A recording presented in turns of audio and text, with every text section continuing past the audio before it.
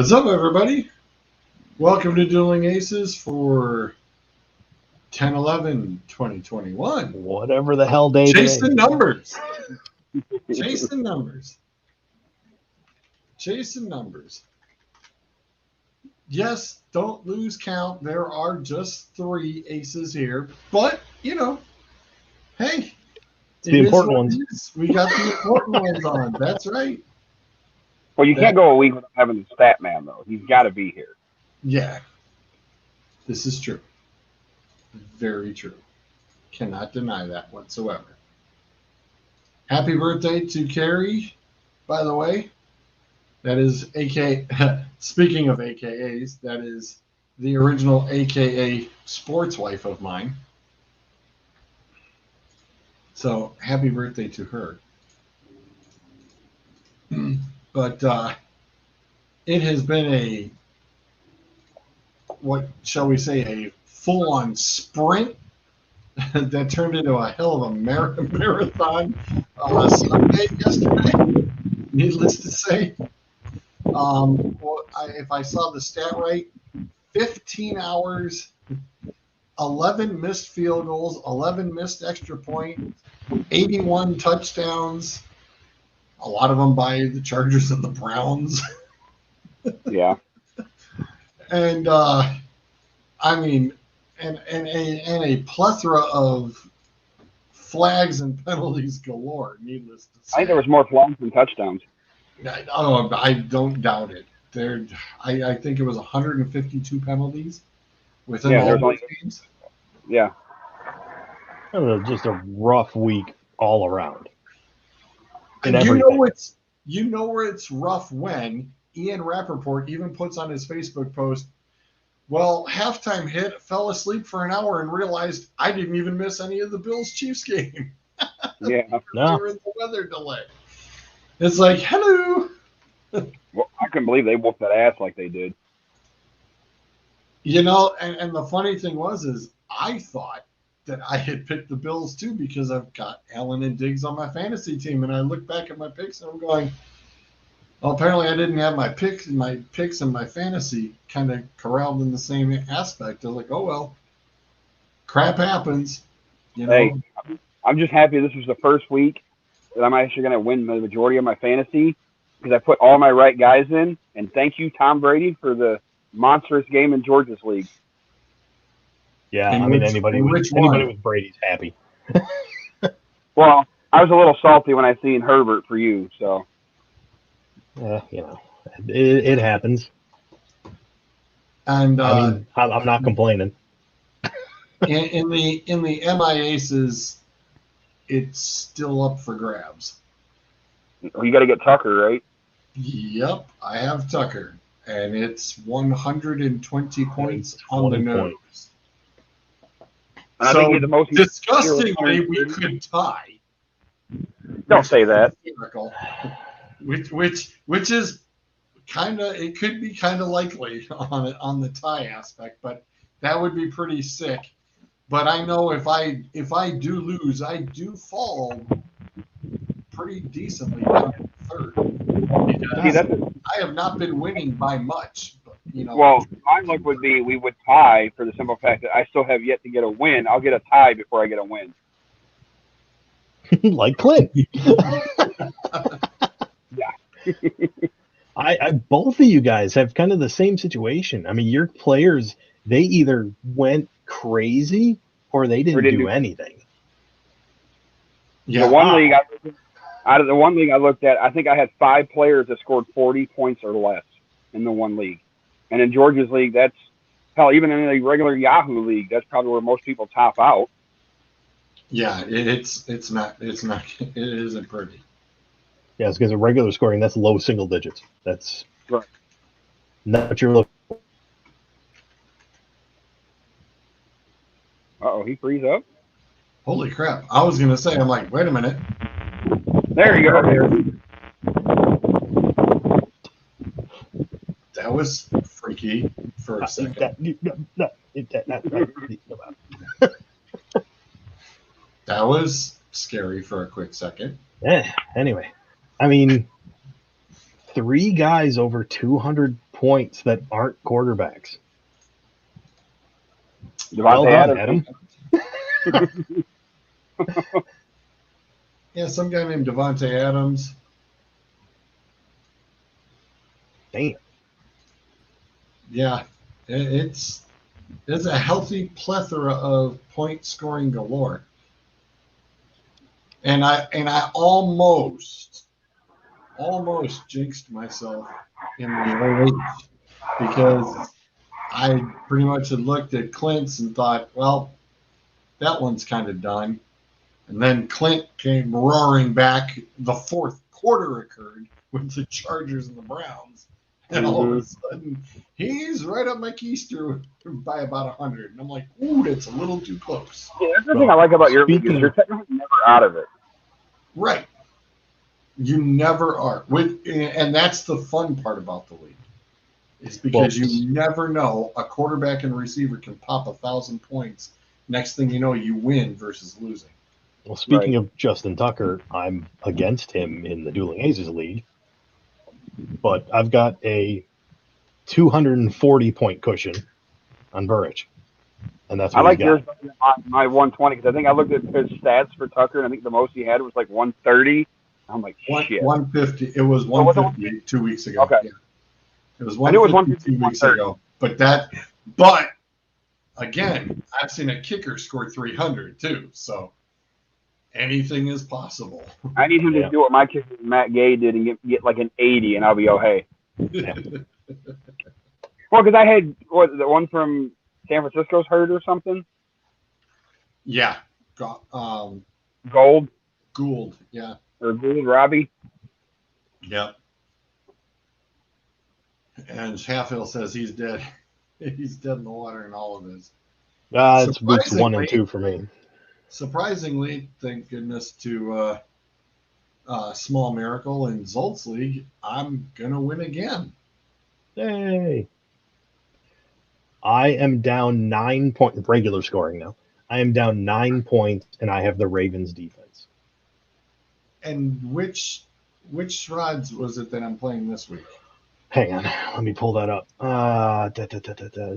are, where are you? You're not playing a Shrods. Oh, I'm not. You're playing Mike, Swiftly Okuda. Oh, okay. Yeah, he's the guy who's in first place, though. Yes. And I'm taking him down. Yes, what is it, 4-way tie at 3-1? But he's got the tiebreaker. Yeah, well, he turned around and he's going to drop another one. Yeah. It's like, well, I'm glad I can help somebody out. But that will make things very interesting. So, Nick, I did entitle this specifically for a reason. I did not get my overlay done yet. was still trying to turn around and download it. Can't find my downloads. This weekend, and I am trying very quickly to try and get this up here. Come on, thank you. No, open. Damn, it won't open. Come on. There we go. There we go. It's going to get here eventually. Modern technology, moving files around. Mm-hmm. Bada boom, bada bing. So, this weekend, Saturday, down in Edgewater Park here in Cleveland, we have the Hydrocephalus Association fundraiser walk. And every year so far, for this actually the first time that myself, Kelly, and Bryce all participated in this. It actually happened to be on my birthday. And I said, what a great thing. Get up a little early and do a walk for our friend's little guy here. His name is Colton, and he has hydrocephalus. And we have done this fundraiser every year. And unfortunately, due to a small confliction, we won't be able to do the walk. But however, this little design right here is their t-shirts. And I am sporting mine today as well. And pop them back off here. I do have my t-shirt on. We have, sorry. I have put down here on the ticker the time as well as the website if anybody would like to make a donation or go down and do the walk yourself. They do it right there on the new Edgewater track, which is really cool. And they have a whole bunch of different activity stuff for kids as well, before and after the walk. It goes right up past the Cleveland sign, and a lot of folks do every team literally goes by and does pictures on the Cleveland sign, as it overlooks from the lake. And it's a lot of fun. The activities, it usually ends about 12:30. So it'll be about 8 a.m. until 12:30. But if you would like any other details, the website and the link will be scrolling across down there, as long as we don't get a train alert anytime soon. But I will keep that. Oh, Zolt obviously didn't watch Tuesday night because we had a plethora of trains on Tuesday night compared to your one at the end of the show on Monday. Oh. Yeah. Oh, you're lucky. There was one earlier. I was ready to cuss the conductor. Oh, speak to the devil. There goes the gates now. But I was ready to cuss the conductor. I swear to God, he held on to that thing where I couldn't even hear my phone. That's how loud it was. Like, dude, come on. Like, lay off the horn. You don't need to be an asshole about it. Like, we get it. You're coming. Nobody's going to try to run your big ass anyways. Oh, that's I can't hear what these are, like noise canceling headphones, so I can't hear shit. Not like outside. There it is. Really? Mm-hmm. Already? Yeah, that's what he said. The gates just went down. Yeah, we'll put the side up. We don't have to. We'll keep the ticker the same. We'll just keep the side up. Wow, he's really laying it on thick, isn't he? And that kind of night. Yeah, we'll put you down by the tracks.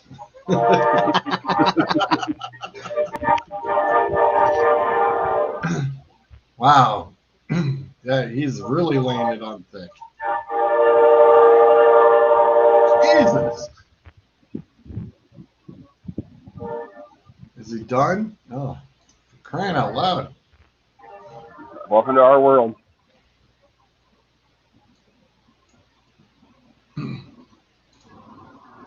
So, with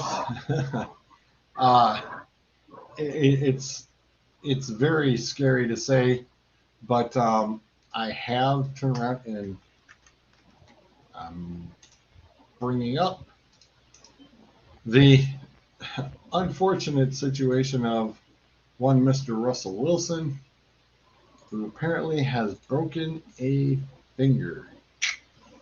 Not good. Man is not a happy camper. And no offense, but where the hell Geno Smith in the comment? What rock did he crawl out from under? Because I didn't even know that dude was still in the NFL. Yeah, he's been in Seattle for quite a little while. Did not even know that till he got. Who's their backup? And they're like Geno. I'm like, wait, who? Well, I mean, shows you how tough Russell Wilson is, because he gets killed constantly, but he just doesn't miss games. So absolutely. And he ended up with crooked finger. Is that what it was? Yeah. That's what I thought. It's never pretty. It's like if he could have squeezed the football even with 3 fingers, it would have still went into play. The guy's got balls of steel, major balls of steel. Well, the fact that after you seen how bent it was, where he's trying to pull it back and he's tugging on it, I'm like, oh shit. Yeah. I concur. I'm like, dude, don't do that. Yeah, that's torn ligament. That ain't good. Yeah, kudos to him though for like I said, balls, major balls. And we're talking injuries, and obviously there's a lot of them to talk about. But and there's Mike dropping in. Yeah. Yep. I mean, does it really matter though? I mean, Mike, you especially being the Pittsburgh guy, does it really matter about Juju? I mean, did Juju ever matter as far as going into this year? That's my question for Steeler fans. The thing is Juju's kind of their version of Odell. Like he can kind of be a cancer at times because of his diviness. You know what I'm saying? Because sometimes, like I think when he's like, we'll see if they play a lot better without, like if Ben and them and the Steelers are better without him. Just like I think Baker seems to play better without Odell in the lineup. My concern isn't with Pittsburgh. I mean, there's a lot of concerns with Pittsburgh, but as far as the wide receiving court, yeah, you lost Juju, but at the same time, you've got, if I'm right, Claypool's back. Deontay Johnson should be back. Washington still, yeah, you should still be okay. And you've got Harris, who's he's already done more than you should reasonably expect from a rookie running back. And my concern there is that you guys are going to run him into the ground. Who's their backup, or who's his backup? Not a Benny clue. Smith. McFarland. Or McFarland, the kid from Maryland. Okay. But Snell still is there, though. Mike says it's going to be interesting how many throws Claypool gets. Well, I mean, are they going to just sit there and double cover then? I mean, I don't know. Here's the thing. Here's my thing with Harris, not to harp on overuse. So week 5, Najee Harris was on the field for 64% of the offensive snaps. That's not bad. I mean, you'll take that. The problem is, you now add that to the rest of what we've done. Weeks 1 through 4, he is number 1 in the NFL at 87% after just doing a week of 64%. I mean, slow that down because this is a rookie. I mean, how much gas do you think he's got in the tank? Yeah. I mean, what running backs' lifespan is what, about 28, 29? That's when they start hitting their, they say about 4 to 5 years. Yeah. Shit, they're going to shorten this kid down to 3 years. What? I mean, well, and here's the thing. Interesting. I mean, needless to say, it will be. And here's the thing. I mean, I threw out there the snap percentage. Okay, well, he doesn't get the ball every snap. Right. Okay, well, the fact of the matter is his carry percentage, he's getting it's 77%. He's getting 77% of their carries. The only 2 players that have a higher percentage are Derrick Henry and Alexander Madison. And Madison, it's only because they're only rating the games that he started.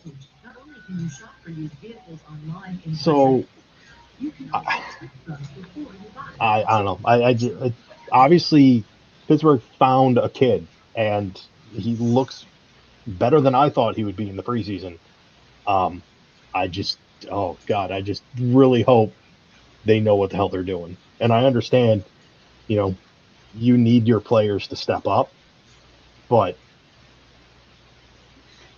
you can't expect that much out of a rookie. I was going to say, the kid hasn't played 17 games in a season before. So that's true.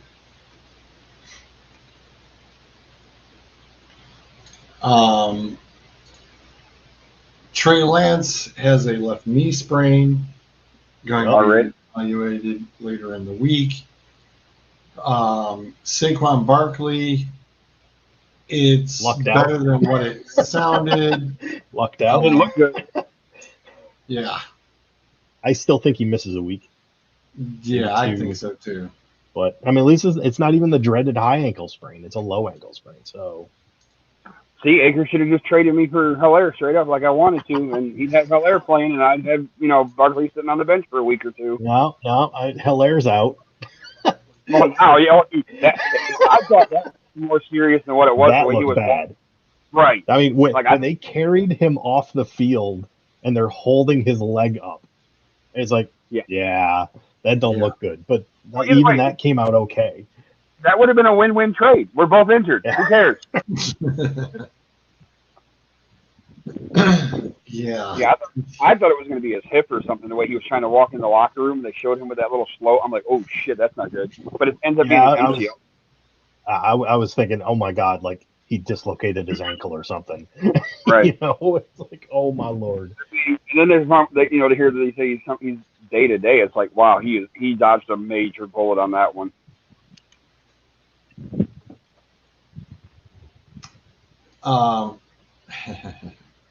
It looks like Chucky's in the news. Yeah, I saw that. If you folks have not seen, apparently Mr. Gruden is getting in a little bit of trouble using a slight racial slur towards describing Mr. DeMaurice Smith of the NFLPA in an email. Yeah, and the news today is there's more emails. More racist comments too. Comments, I believe, what was described were homophobic, misogynistic comments, and crap. What was the other? I'd have to look it up now. So we're talking about what Akers says on a daily basis. Oh, Jesus! Wow, woo! Wow, yeah. Just punch him in the 5-hole. Wow. Don't even need to say anything. There he is. No. Gruden just bludgeoningly stated, he says, all I can say is that I'm not racist. I can tell you, I can't tell you how sick I am. I apologized again to D. Smith, but I feel good about who I am and what I've done my entire life. I apologize for the insensitive remarks. I had no racial intentions with those remarks at all, but yes, they can. I'm not like that at all. I apologize, but I don't want to keep addressing it. Well, I think Tony Dungy put the proper exclamation point on it last night during that rain delay.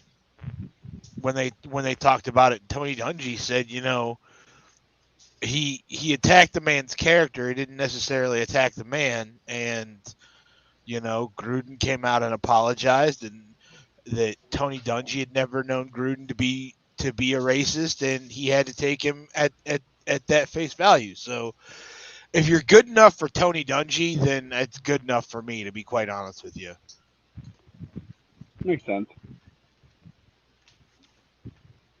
Result looks utterly bored. Nah, my thing is that the first thing I thought when I read the apology was that it was a non-apology apology. He apologized, and at the same time he said, "This is not who I am." So, you said it. You took the time to type it out and send it. Yeah.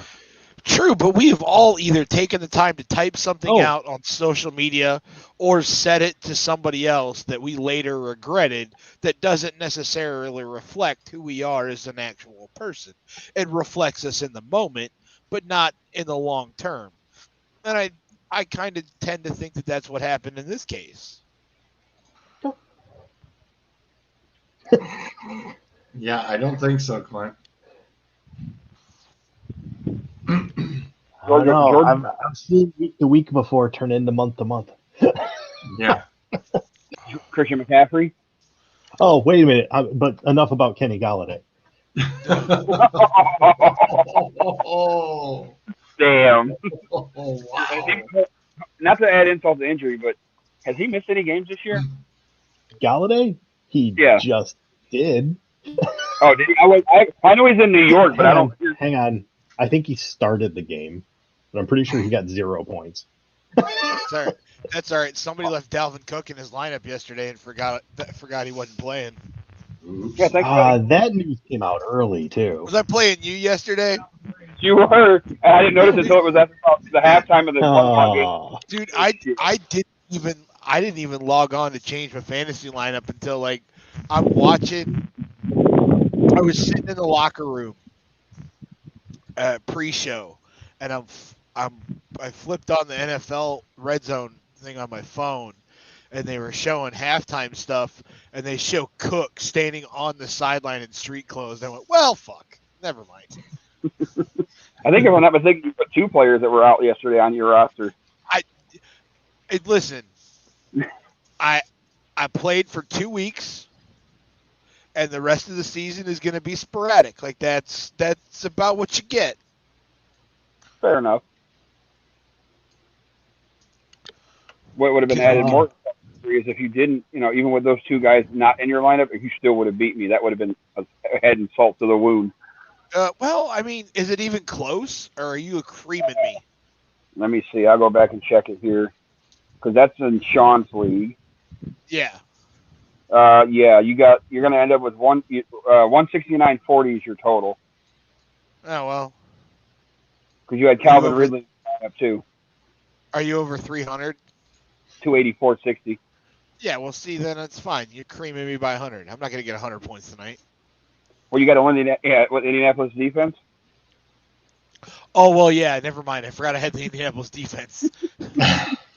I forgot I had them. They're playing pretty good right now. Are they? Yeah, well, I got the game on the TV. That's the nice thing about sitting in the living room. Like the TV is right across from me, and I'm sitting at the table. Yep. The 15-hour slate had 702 points scored, 80 touchdowns, 12 of them by Cleveland and L.A. Put up 10,512 yards, 1,000 of them between Cleveland and L.A. There could have been more with like you said, the 11 and 11 missed field goals and missed extra points. That is truly a very eventful day, needless to say. I can't believe how bad kickers are this year, to be honest with you. Well, isn't it? I believe so far we're tied for the record of most mixed kicks in 1 week. 1 season. Is it 1 season? Is it 1 season? Is it a season? I thought it was 1 season. It could be 1 season. All right. Like so far they're on pace that if this continues, they will blow that record out of the water. It'll be done. I tell you what, the Detroit game is the one that is baffles me. Like, how in almost consecutive weeks do you lose on 50-plus yard field goals? Yeah. You're telling me you don't have a vent that you could blow from the rafter down at that fucking... Well, they played on the road this week. Just blow a little bit toward that goal post, maybe. I mean, remember, they took the lead with 37 seconds to go, and then they just literally just let Minnesota do whatever the hell they wanted to get the field goal range. Listen, there's some extraordinary things that had to happen in that game for that to get set up for it. It's the same with the Browns-Chargers game. You were up 14. You were up by 14, and you ended up losing. Or we could even go back to the most painful game of the weekend, and that was the Texas-Oklahoma game, where I almost cried. Like, my family almost watched a grown man cry. You were up 35-7, 35-7 in the second quarter, and Oklahoma fans were leaving the stadium. It was beautiful. It was glorious. And then I sat there and went, they're gonna fuck this up, and they did. With a backup quarterback at that, they even benched their fucking starter. They benched Rattler, and that's what doomed Texas. Is Sims was the guy that he hooked up with twice. And I get it that the whole premise of the Big 12 is they're an offensive league, right? Like if you're looking at the leagues, Big 12 is pretty much all offense. The SEC leans heavily towards defense, but can put up points. Big 10's kind of well-rounded. But for God's sakes, can you learn to wrap and tackle? Like the most fundamental of things to get there, How many third down plays did Texas give up that were over 10 yards on Saturday? I mean, there were 4 series in a row. They had the one. They were back. It was 3rd and 29, and Oklahoma converted. Holy shit. 3rd and 29. Oklahoma was on their own 5, and Oklahoma converted and ended up scoring a touchdown on that play, or on that drive. You're welcome for Worthy, by the way. For Worthy. Oh, well, it's nice, but play some goddamn defense. I mean, I thought you guys were a hell of a start. First play out the gate, the big ass bomb. I'm like, oh my god. And then I thought about watching this kid. I'm like, damn, he sure would look good if he stayed at Michigan, but he didn't. No, you should just look at it like you would look at a U of M game when they get out to a big league like that. They're gonna screw it up somehow. I have that feeling for the last game that they might get ahead a little bit. Hey, they won. They won. And it's one of those ones like they're winning ugly games, like the close ones, and that scares me. I honestly think, with the woes that Ohio State has, they might beat them this year. Until they do, I ain't talking shit. Yeah, I'm not saying talk shit. What I'm saying is, long way to go. Yeah. I'm not saying that you don't have a long way to go, but if you look at the way that Michigan is playing, they're winning close games, they're winning ugly games, they've won a couple of blowouts, and they're beating quality teams. Whoa. Get George started. Whoa. Nah, I don't think so. Yeah, they're beating quality teams. You have a Wisconsin team that's on a rebuild year. That is not. You're beating quality teams. Wait. So, listen, just because Sisters of Mercy and for the legless children took a home and home with Ohio State and Ohio State won 75-2 doesn't mean anything. No, I'm not saying that either. And here's a Notre Dame guy who even says Michigan is not beating quality. You lost to Cincinnati. Shut up and sit down. Well, that's like my comeback for George was, I'm like, okay, you guys in Columbus played one team worth of fuck this year, and we saw what happened. Lost. That's all we played. It's just like right now, it's like, all right, everybody's schedules is pancaking all the way up until the last 3 or 4 weeks. That's when everybody's playing somebody. Well, Halloween weekend is when the good games start. Yeah. And Mike says, I never said Notre Dame was going places. Fair enough. Wow, interesting that Baltimore so far is 2 3-and-outs. That's kind of disgusting. They had one that they had converted on a third down, but it got reversed because the 5 yards and 5 yards. Well, the ground jarred the ball loose, so it wasn't a complete catch. Is that the one that Indianapolis reviewed? I saw they reviewed it and it was reversed. They reviewed it and it got reversed. Yeah. All right, listen.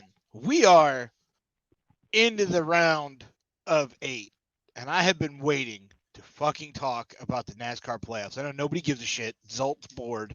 He's turning off his microphone. He doesn't care. No. I'm building my case for Nebraska's a good. The stats man is always working. So no, please. This is finally the opportunity to bring up the NASCAR. But I don't know. I'm probably the only one in here that watched that race yesterday. Yeah, I was watching football. And here's the thing. There is a very ugly rivalry brewing. And I love it. That I think NASCAR needs to embrace instead of having Rick Hendricks come out and say NASCAR needs to put a stop to this right away.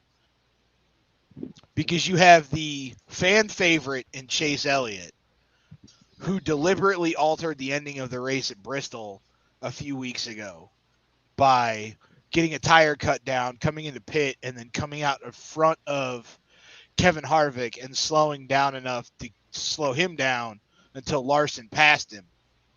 for the lead and the eventual win. And then yesterday, did you see the highlights of that, Adam? He never lifted. He never lifted, and Harvick turned him. Who was it? Was it Burton that said, just listen to the throttle? He never let off the throttle. Like, that's the first thing he said when they went to the replay. It was Earnhardt. Earnhardt Junior said it. okay. Junior said it, and then Letarte tried to. I'm tired of hearing the Hendricks Motorsports apologists. I mean, I really am. Like, that's a good stable of drivers, and I don't mind Larson, and I don't mind William Byron, and Alex Bowman is okay.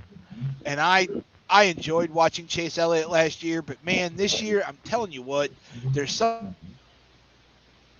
about him that he's not on the level for me of like Kyle Busch hate, but or Joey Logano. Is your wife pretty much her hatred through the roof with him since she's the Harvick fan? I showed her what Harvick did. She goes, yes. I was like, well,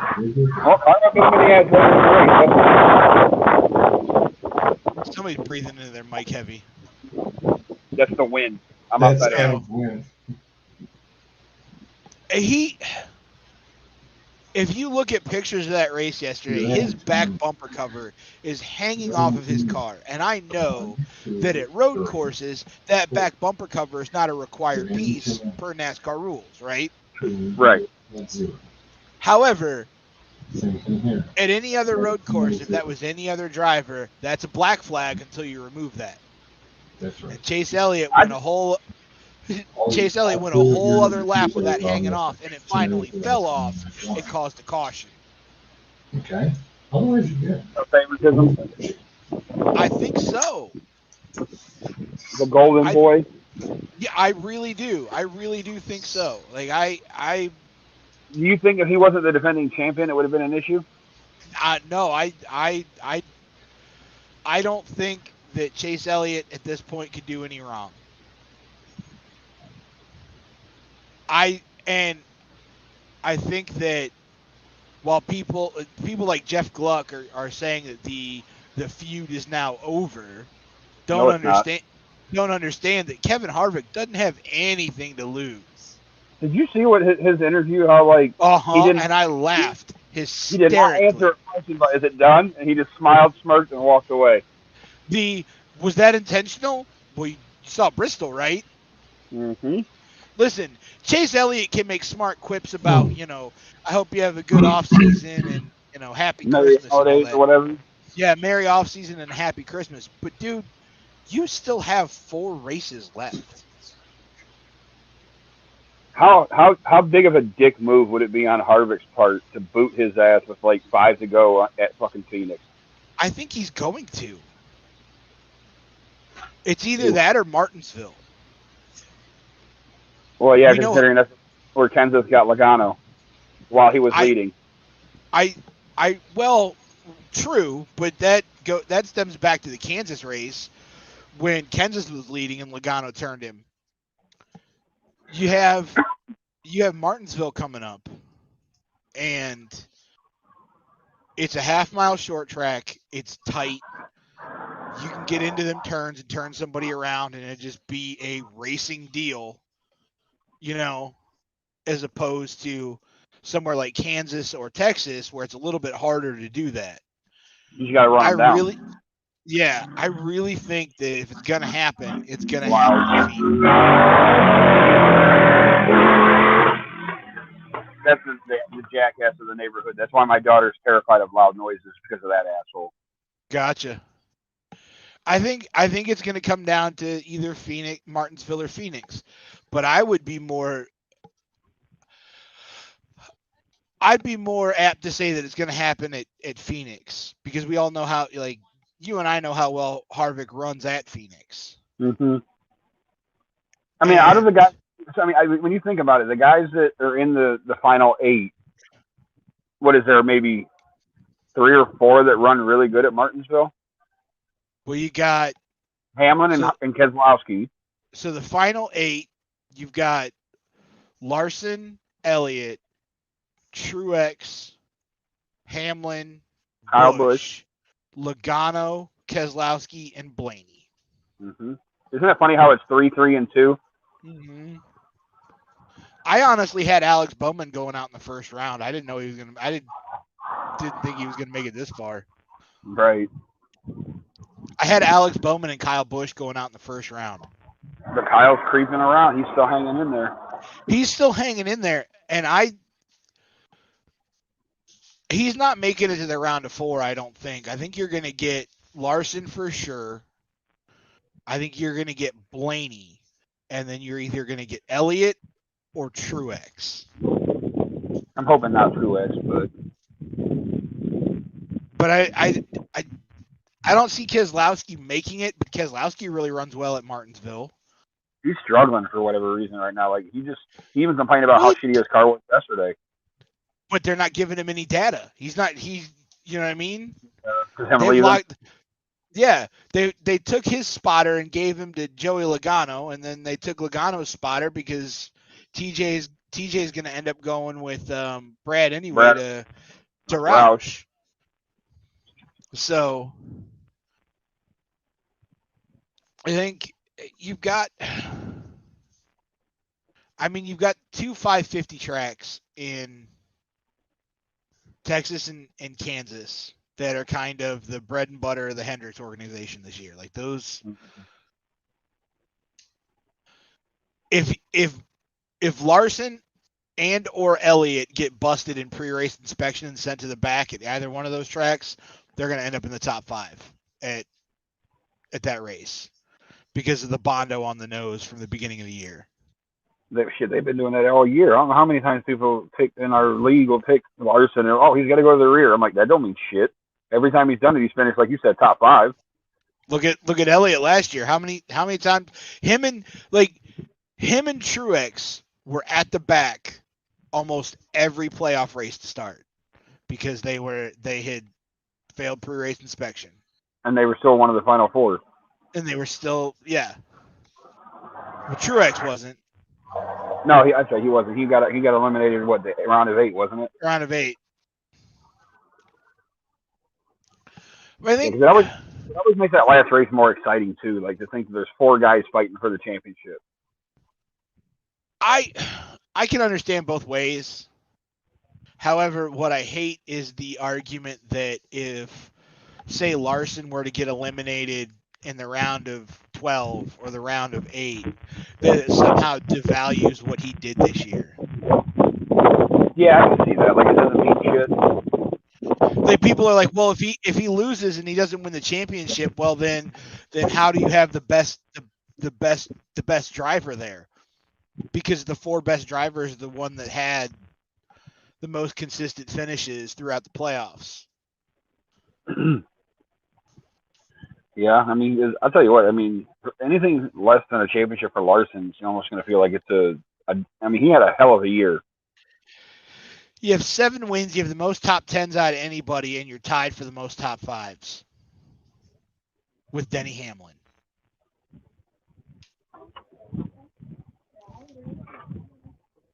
Where'd George go? He had enough. Well, fine. No, I think he's with Bryce. Yeah, it sounded like there was homework happening. Oh. Yeah, I mean, listen, I get it. NASCAR's not everybody's cup of tea, but you know what?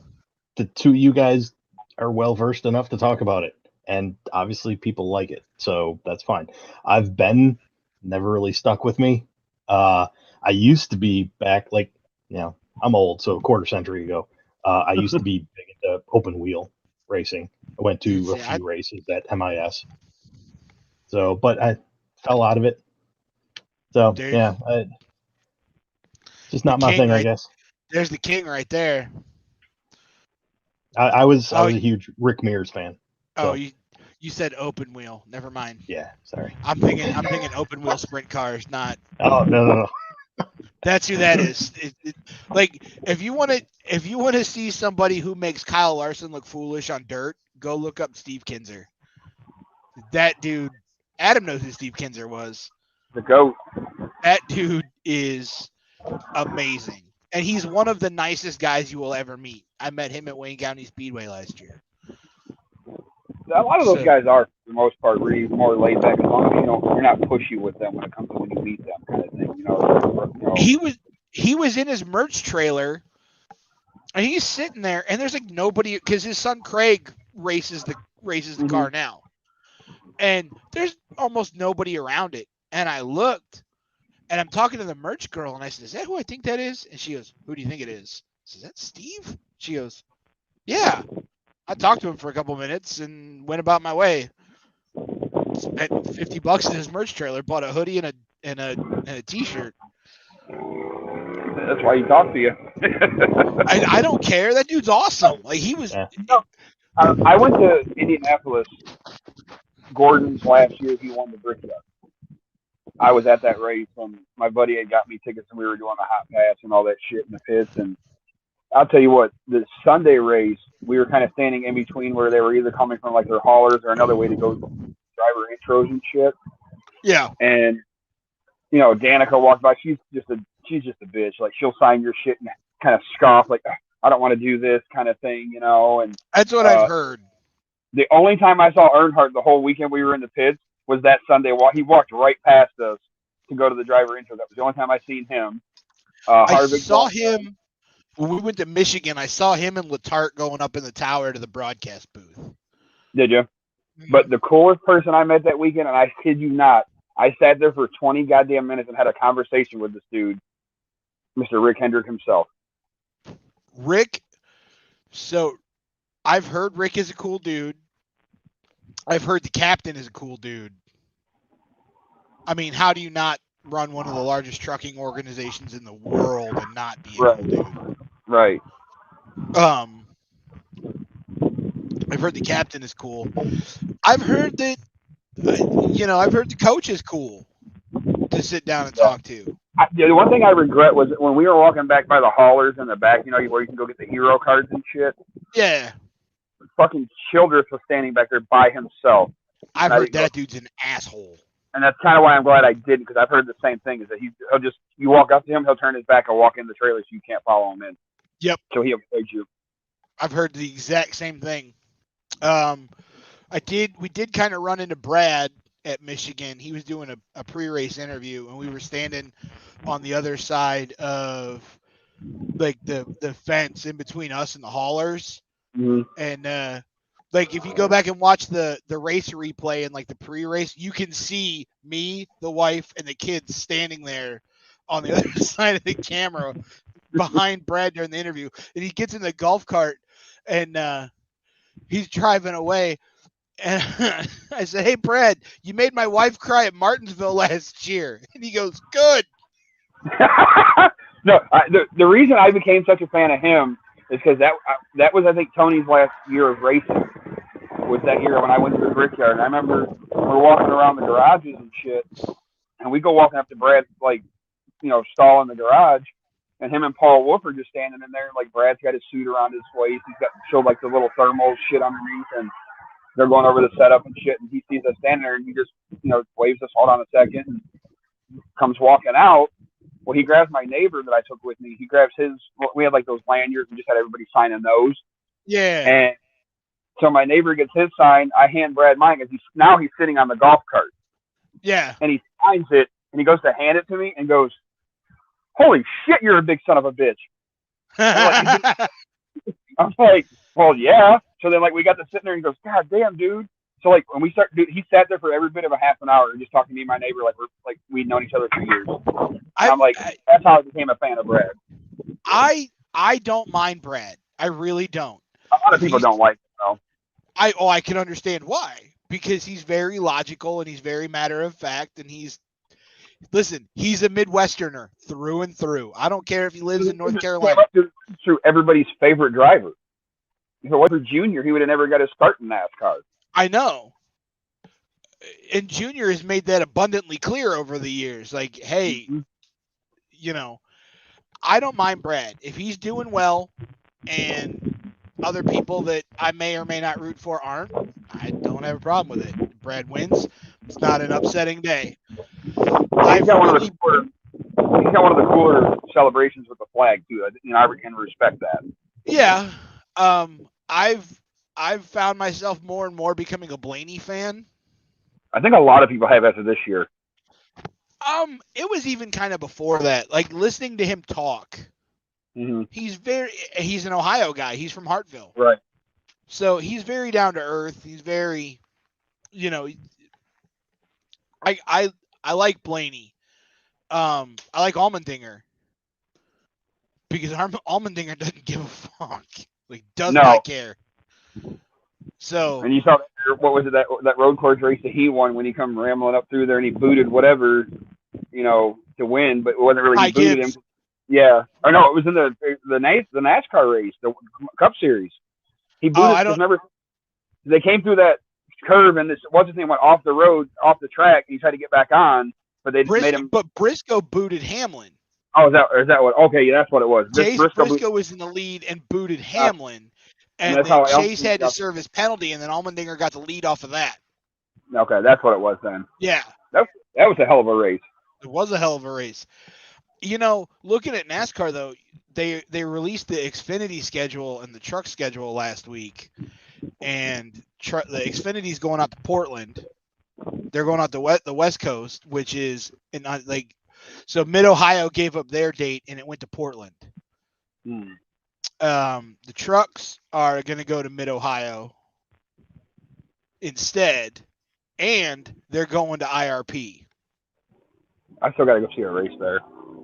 Well, they're going there, so they're going to do the doubleheader again with Cup and IndyCar at the road course, and Xfinity is going to be there. But that Friday night, trucks are going back to IRP, and I think I'm going to take a vacation day that day and drive out there and go see that race. Because if you are not a NASCAR fan, but you enjoy racing, that's the place to go. That is the race to watch. Because that is true short track racing at its finest. It's 0.7 of a mile, and those guys get into each other. Rubbin's racing, son. Yeah, it is. Like those. So wait, we just lose George for the rest of the show, or what? Maybe. I certainly hope not.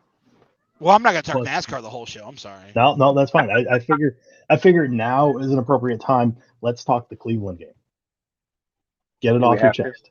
Yeah, I mean that's fine. No, you know what? Really? An L is an L. Really? Really? So we can discuss. We talk NASCAR, and now you come back. Sorry, the decimals and being NASCAR, you know how it is about figuring out fuel and getting it down to the exact decimals, and that's what the kids. It's all by weight. It's all by weight. You're going over. It wasn't going over decimals. So guess what? When it comes down to it, it's all down to the decimals. And that's what he's working on. I watched the highlights. So the Browns website does a really good job of putting together like a 15-minute highlight reel of the game on like a Monday. And I watched that today. And my only problem with that game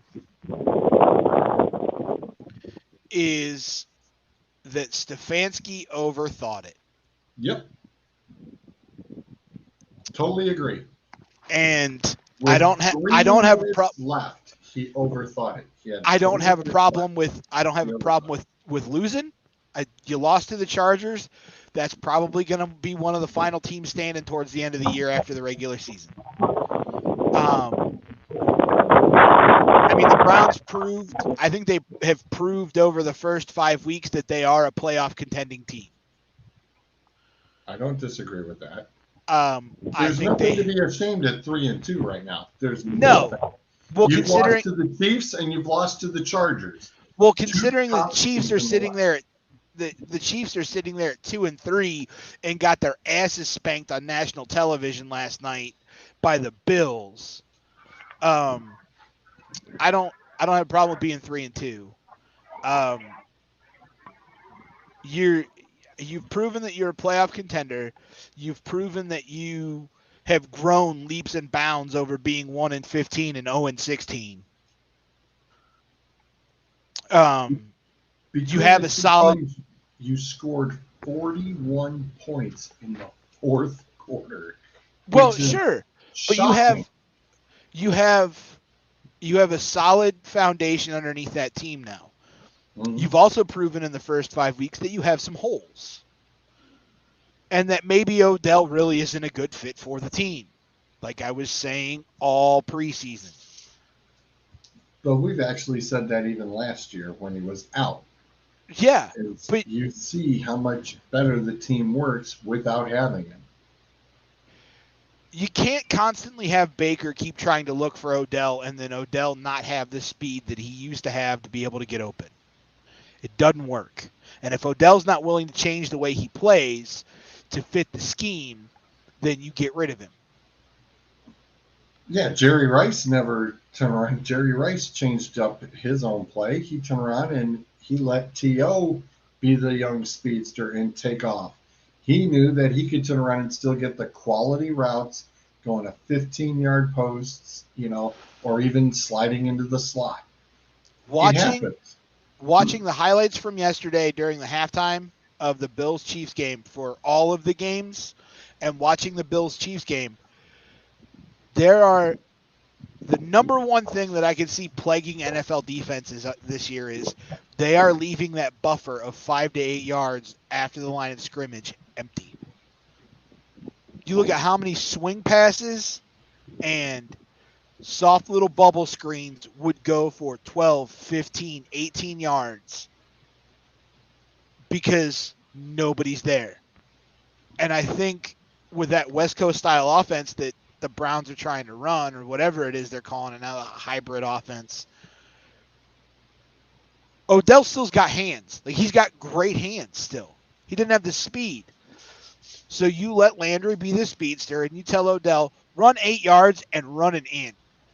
And I'll catch you in stride. And guess what? You're going to go for 25. Yeah, you let DPJ even get on that outside. You let him turn around and do the speed routes. Definitely need to use that.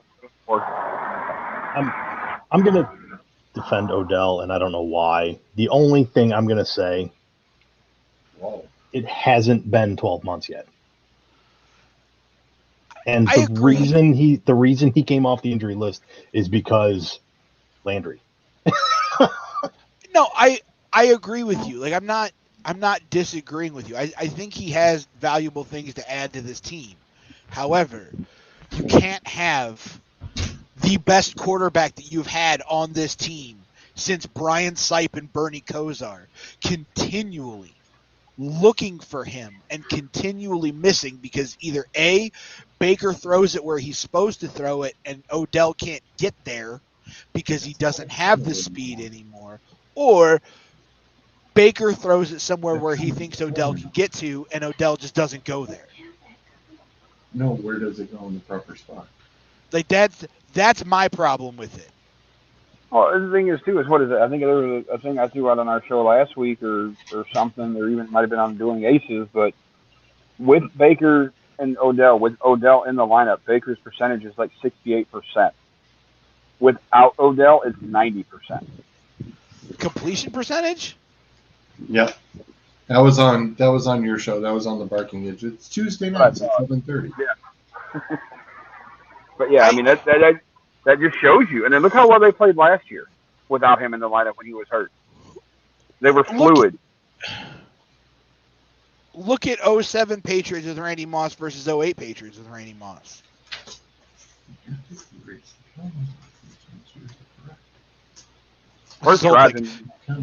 Zolt's sitting there like, I just wish my team had a wide receiver. No, I don't have a team. You're a Lions fan. Exactly. Thanks for making that point. My only take on the Browns, and you kind of said it. I mean, you kind of discovered some of your weaknesses. I mean, you come out of that game, you put 42 up on the Chargers, which the Chargers are going back to that drawing board and saying, what the hell just happened? But at the same time, they both were, because they even brought it up yesterday that both the Chargers and Browns defenses, this is the most that they had given up in all of their games. Well, and that's just it. I mean, as far as you guys go, you can't give up 40 points and expect to win. Nobody should expect to win if you're giving up 40 points. And that's fine. So now you're playing the Cards this week. Yikes. So hopefully you can figure out real fast what some of those holes were and plug them. And again, well, here's the problem with the Browns, though. It's been the aberration. You don't know. It's not an aberration. You got the Cards coming up, and you're going to play the Ravens twice. And the Browns have routinely struggled with quarterbacks that run. That are mobile, yeah. And now the league has kind of figured out Lamar Jackson this year. He's going through his Michael Vick phase where everybody's figured him out. I mean, he's throwing more this year. He is, I'll give you that. But when he goes to run, teams have kind of figured it out. Well, I think over your own guys too. I think Kyler. Well, he just ran into one of his own guys. He almost butt fumbled it. But you also can't, like Kyler Murray. I don't think people have figured out Kyler Murray yet. No. So, but you've got to be able to. You got to be able to seal off the middle of that field, because that's where the Browns are really getting beat. That's where the Chiefs beat them. That's how they beat them. As they threw right over that linebacking core, because that linebacking core is slow. Like if I'm the Browns and the trade deadline's coming up in week 8, what can I do to get with a team that's got a decent middle linebacker or a decent outside linebacker that would fit me, that they're not going anywhere this year? You know what I mean? Miles Jackson, Jacksonville. Yeah, Miles Jackson. It would take a hell of a lot. But I bet you that down there in Dallas, they might come off of Vander Esch for something. Well, they might have until they release Jalen Smith. What's that? They released Jalen Smith, so I don't think they're going to now. I forgot about that, but yeah, you know what I mean? Like, right. There was rumors that the Browns were going to trade for him, like possible trade scenarios at like the deadline. His name was up. I mean, garbage. It was garbage. You could always call up Billy Boy and try to get Matthew Judon. Good. Because I don't think that team's going in. That team's not going anywhere. And Bill's always willing to trade away whatever parts he feels he can get something for. That's right. Billy likes getting rid of his garbage early. Well, who's going to win the East this year? I mean, I forgot the Bills. I forgot the Bills were in the East. I don't know why. For whatever reason, I thought that they were in the AFC South for a second. Dave, this is you are beautiful. There's a reason why I want to show this. We were talking injuries. Yes. This isn't just making fun of Daniel Jones. Right. It's this not is that. what you call this is when you go game over. Yeah, this is something's not right. And huge props to Jalen Kearse from Dallas, because he saw that and he's like, whoa, hang on. This kid ain't good. Yep. And it was like, you see, it's like, oh, hello. Yeah. He's like, nope. Yeah. Go and grab him. The ref saw it too. I mean, the ref immediately started running towards him. It's like, number one, I mean, oh God, I granted he's coming from the Dallas side of the field, but you would think somebody on the New York side is like, whoa, hang on. He's probably going to be out 6 weeks. It's hard to tell. It is so hard to tell with concussions. It is. I'm sorry, but that right there, that is blackout level. Here, I'll put it this way, George. Blackout level. That's game over. I'll put it this way. He's going to be out at least 6 weeks. Yeah. At minimum, I'd even say 8. If boy, he has no clue where he is. When No, you literally are almost going to collapse over forward, that is blackout He level. looked- And Okay. He's they don't he's even let you stumbling back around in like the Ronda NASCAR. Rousey was after Holly Holm kicked her in the face. Right. Having been there, he knows where he is. He knows he's on a football field, and he knows he's got to get to the huddle. That is the only thing he knows at that point. I've been there. Trust me. Yes, with me, it was I need to get myself to the bench, and then everything will be okay. That's thankfully, people noticed, because if he had run a play like that, my God. Yeah. You imagine him taking another hit, nasty one.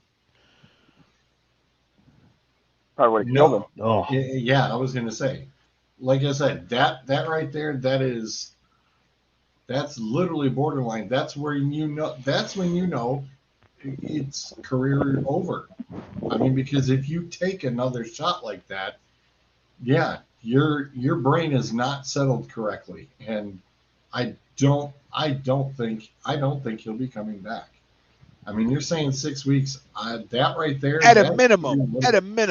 that's going to be worse. That is the worst, outside of literally just somebody laying on the ground and not getting back up.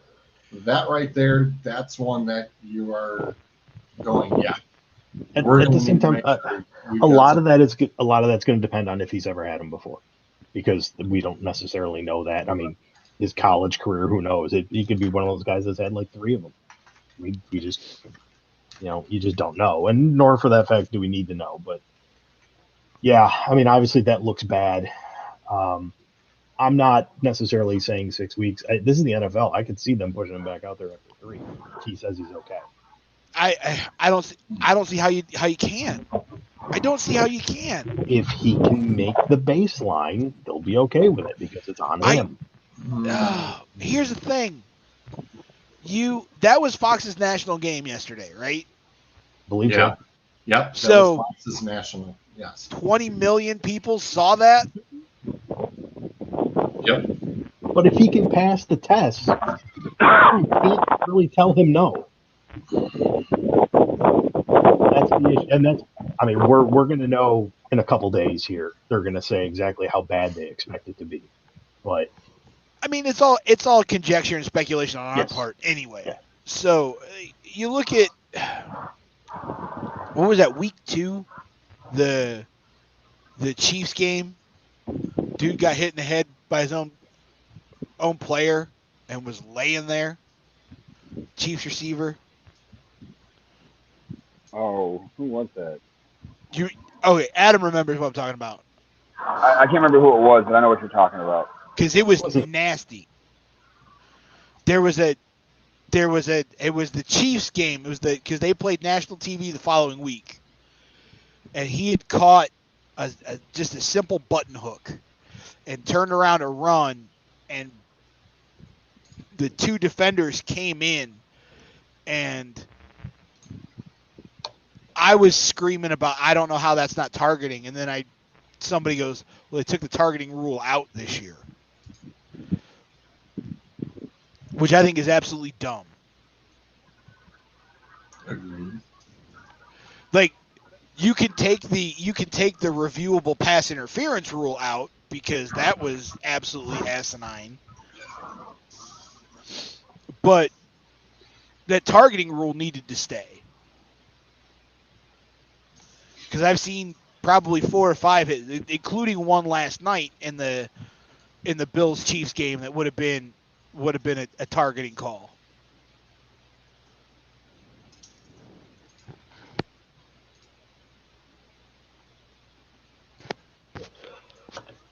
Anyway, I mean, who else? Taysom Hill. That's it. He took a shot. That's the one I'm talking about. That's okay. What is the Chiefs then? My bad. That's the Saints. No, there was one on the Chiefs. No, yeah, I'm talking this week. Taysom Hill took. Oh, okay. That was bad. Yeah, I didn't that was see that another one one of yet. those. Did he get carded off? I think he might have. How many players have been carted off the field this year? it's been rough. The thing I was reading is like injuries aren't up any more than they have been in the previous couple of years. It's just the fantasy relevant ones are the ones getting hurt. So we notice a lot more than we have been. But I mean, like Damian Harris from New England. I mean, he's looking like he's not going to miss any time, which is good. We talked about Barkley. Barkley got, his ankle miraculously isn't like fractured in 10 places. We talked about Galladay. Galladay hyperextended his knee, so now he's going to be weak. Who else was it?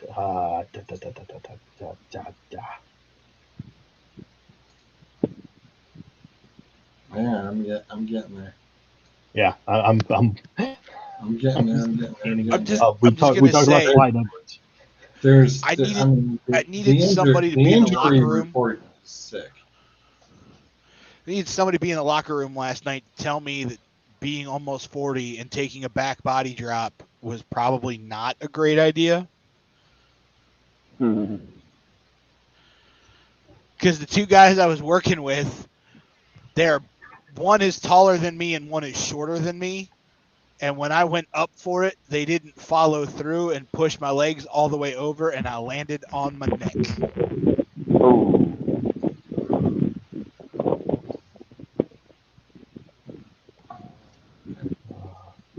Godwin from Tampa Bay, he's battling knee and ankle. Chris Carson, hopefully, will be coming back here in a week.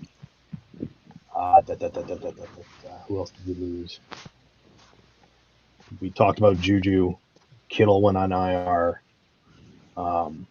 Fields took a shot during that game, but he came back. But he's still, of course, they're going to list him as questionable for this coming week. We haven't gotten Julio back yet. We talked about Russell.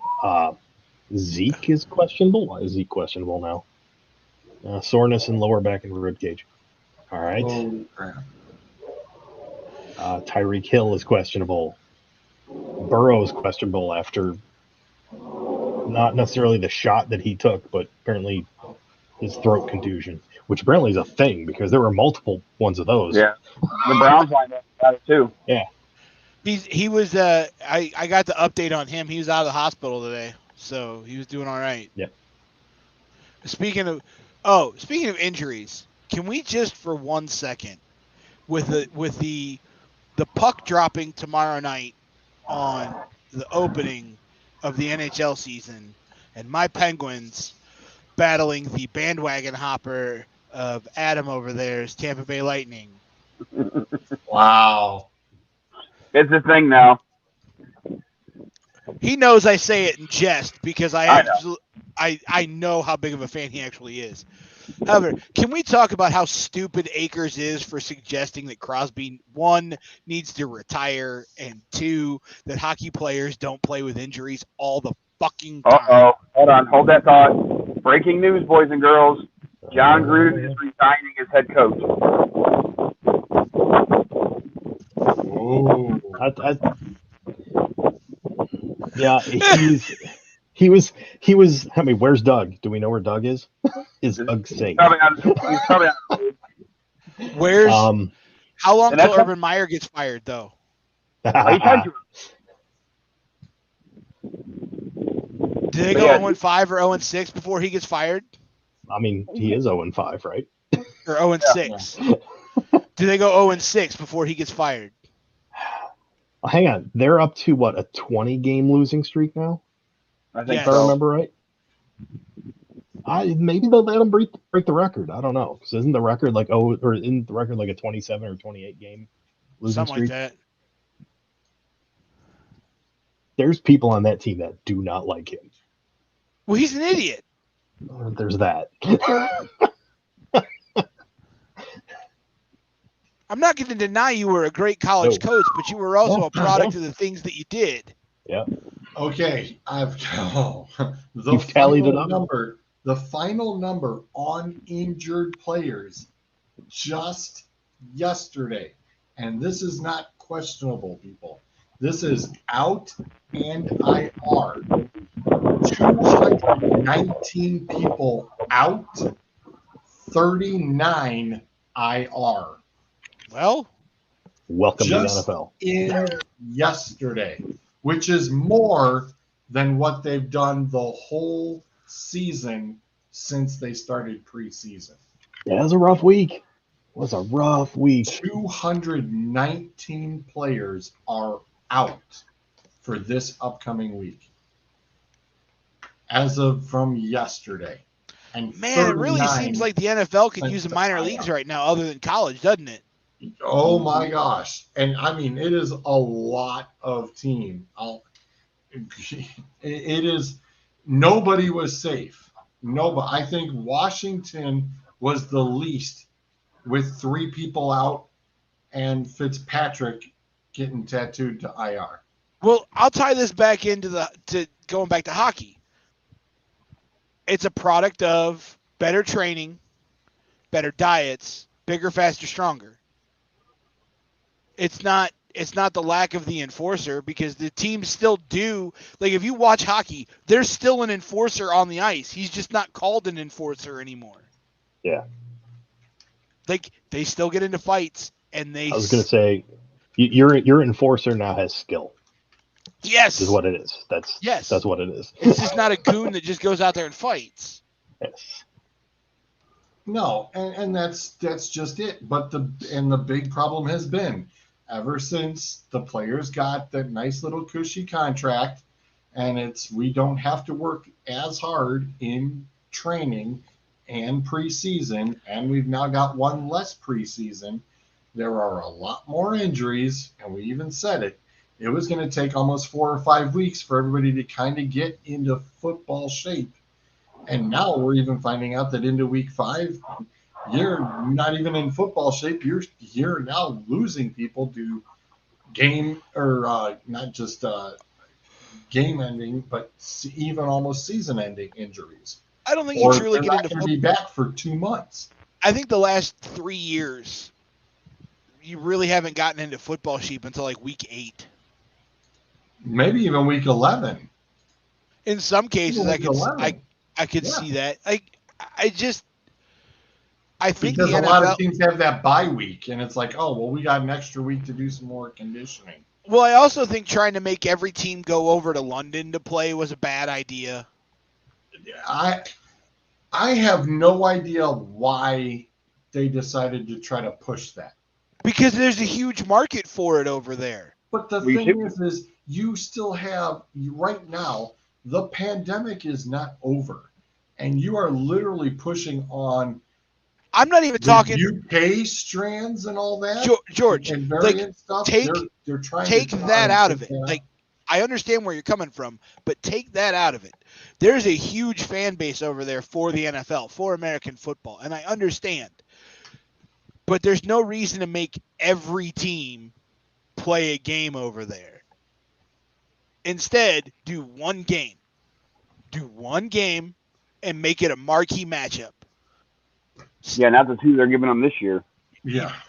Steelers, Browns, Saints and somebody, Saints, Packers, Dallas. You give them a marquee team, a marquee matchup, historic matchups, stuff like that. You could have sent Tom Brady over. You could have sent Tom Brady over and made a killing. Well, hang on. Are they trying to do something in Germany? And now they're trying to go over to Germany. But that's just it. You don't send Tom Brady because you don't have to send Tom Brady. You can send Jacksonville, and people buy all the friggin' merch. Yes. So, I mean, screw it. I mean, people don't buy the merch in Jacksonville. You might as well send them off to London. Well, look at, you could send Kansas City and you could have done a rematch of the Super Bowl over there. You could have done Kansas City and Tampa Bay. Yeah. And you're doing it in Wembley that seats 100,000 people. And it would have been a quality game, because I'm sure they're over there going, yeah, we got NFL, but we got the crappiest damn teams. Thank you very much. You got Jacksonville and Atlanta. What's the other game they're sending over there? Yeah, this weekend. You're sending Miami, Jacksonville, the Jets, and the Falcons. The 4 basement teams of the league. But remember, the only thing they have to compare it to is NFL Europe. Touche. I don't know. The well played, listen, sir. hold Well on. played. Well, hold on. The Well Galaxy at one point could have rivaled the Jaguars and probably beaten them.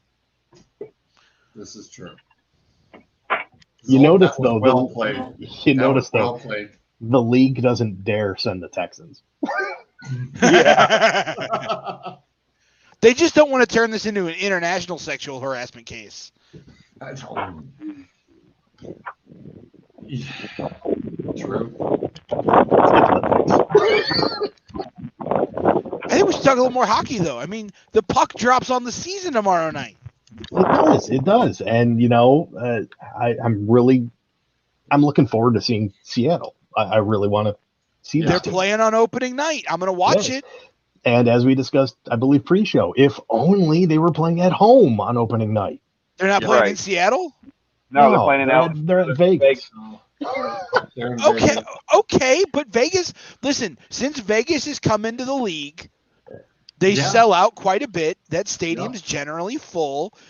It's a transient town, so you're going to have some Seattle fans there. I'm okay with that. It's Listen, not a little, it's a puddle jumper flight. I made the comment about Akers a few minutes ago. My wife looked at me from across the table and goes, "Is that guy dumb?" No comment. He's not dumb. He's Akers. Well, he's his own kind of. He's his own special kind of stupid. It's just. And we can say that. We watch the show. He didn't pay attention. Hey, you remember how we ranked the quarterbacks before going into the season, and then we suddenly had to create an extra column at the end that we really didn't anticipate. For Akers. That's the Akers column. Yeah. Oh, Saturday, October 16th, Seattle is actually in Columbus.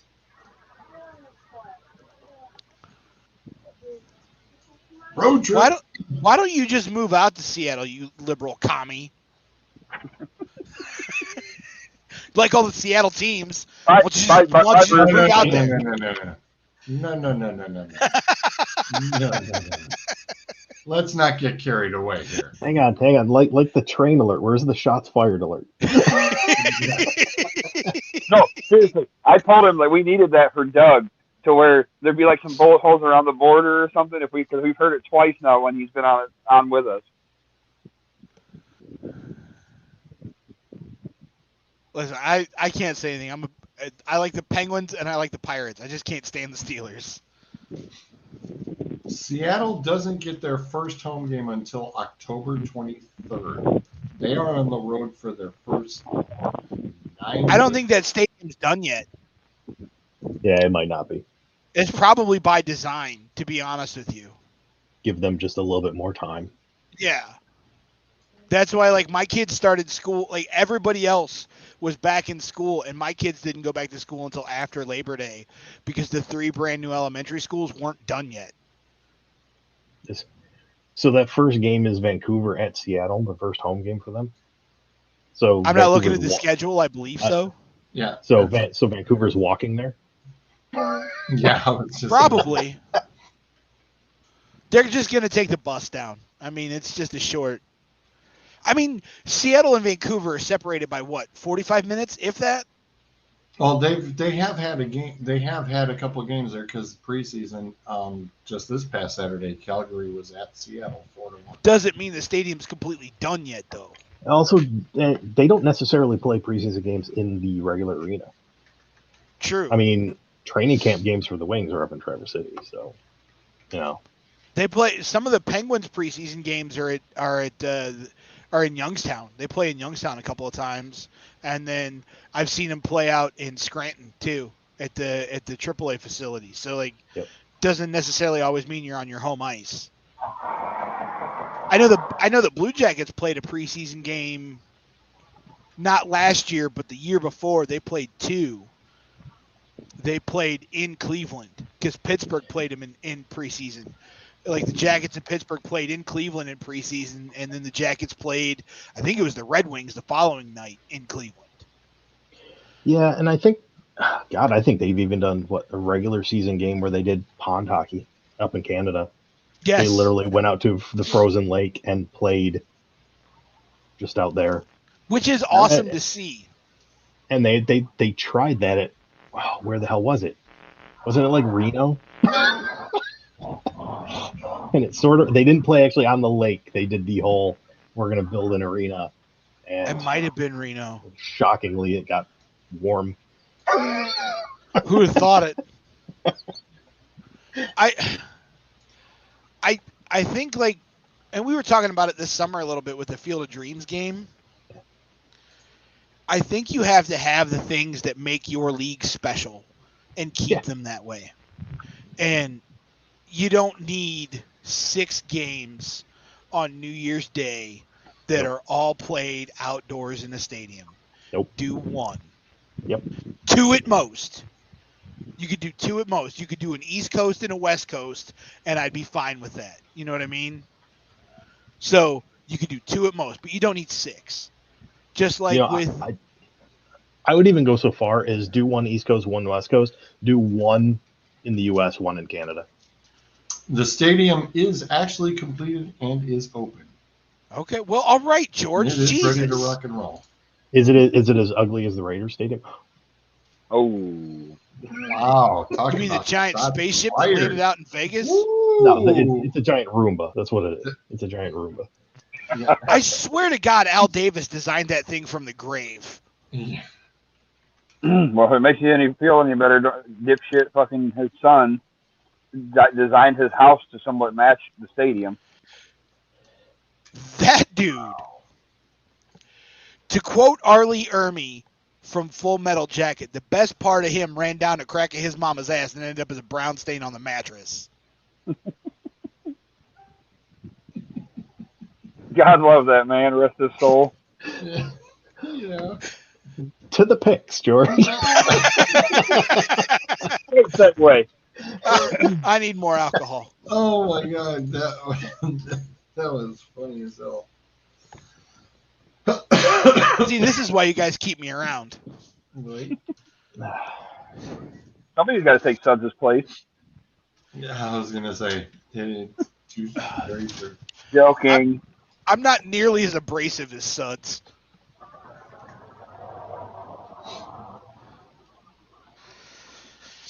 I'm going to hand in my man card right now for the rest of the evening. That's all right. Oh, no shit. They're not terrible. You've been hanging around Half Hill too long. You know what? They're not terrible. And when you're out on the lake in the middle of the summer and you drink about 6 or 7 dark beers and then try to walk up the hill and then realize that it's not going to happen, you switch to something a little lighter real quick. Right. Night. Love you. I don't even like your face. Go away. Wow. I think my kid turned my light off on me. He does that shit all the time. We have a She's going to be motion light. 16 on Wednesday. Holy shit, already? Yeah. God damn, dude. Mm-hmm. Well, we will pop in on the totals here. Burridge 45, Doug 46, Zolt 39, Clint 56, Akers 43, I'm at 51, Suds at 30, Bruiser at 41, Sean at 52, Adam at 48, Shrods at 47. God damn it. I need to get 2 more right so I can get ahead of Akers. Also, So far this week, it's brutal. Ryan's at 10, Doug's at 9, Zolt's at 11, Clint's at 11, Akers at 11, I'm at 9, Suds at 9, with 2 blanks, by the way. Yes, he did not fill out all the games. Bruiser, you're at 7. Those were ties. Sean at 8, Adam at 11, Shrods at 8. Look, I'm not gonna. I'm just happy I broke the double digits. I'm gonna need you to redo those picks though, George, because as we can see, Clint is clearly getting the affirmative action bump on his. Wow. So we Oh, wow. Oh, man. and I know he listens, so he'll comment here in a minute. Still at work.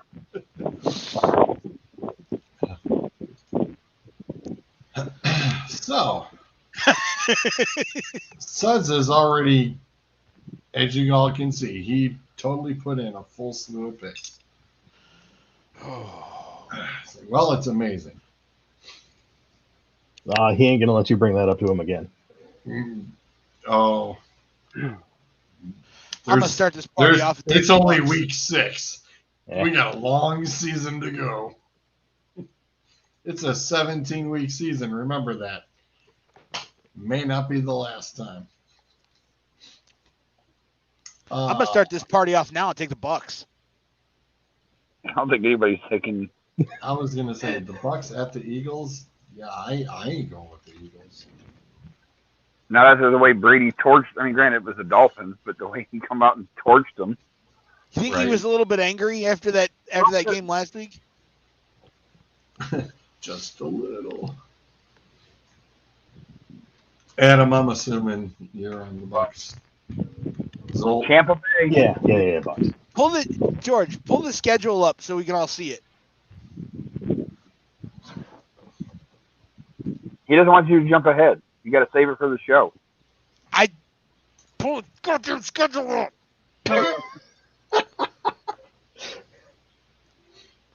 Yeah.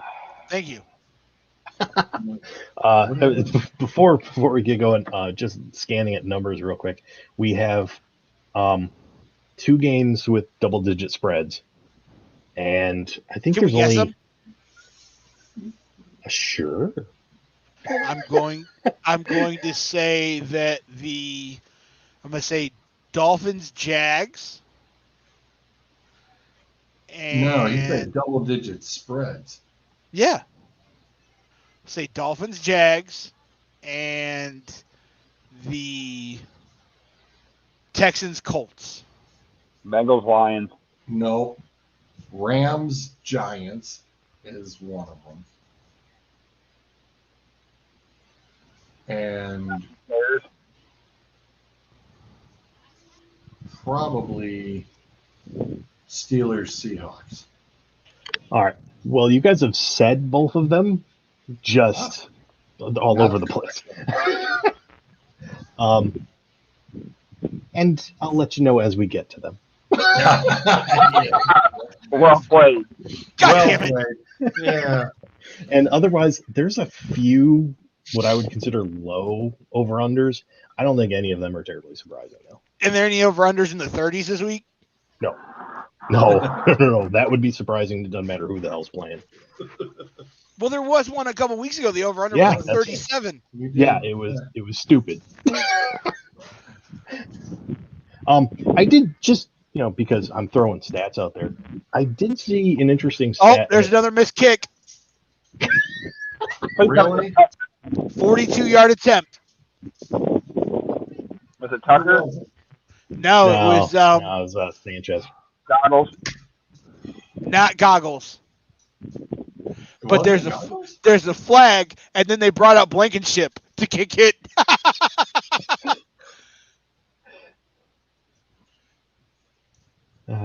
Anyway, so I heard this stat first a couple weeks ago, but it's only week 3 of the season, so I wanted to give it a little bit to let numbers, even up. Marinate. Yeah. But it's still through week 5, it's holding. The road team is winning 52% of the time, which is not what the hell we're used to seeing. Now, granted, like I said, early in the season, you can attribute that to the particular games that are happening. You've just got better teams traveling. I don't know. We're through week 5, and it's still 48% to 52% home games or home teams versus away teams. I don't know why, but that Rodrigo Blankenship guy from the Colts reminds me of Walleye from Hot Shots.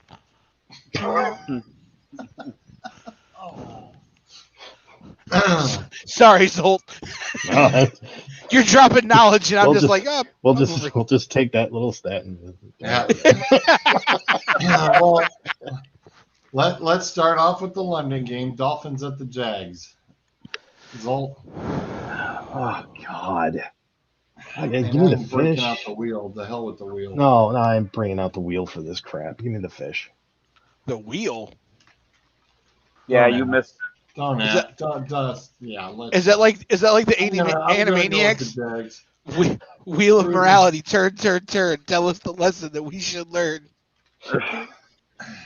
Bruiser, who do you want? Oh God. The halftime show, because that's going to be more entertaining than the I fucking was going to game. say this has got to be the prison inmate game this week.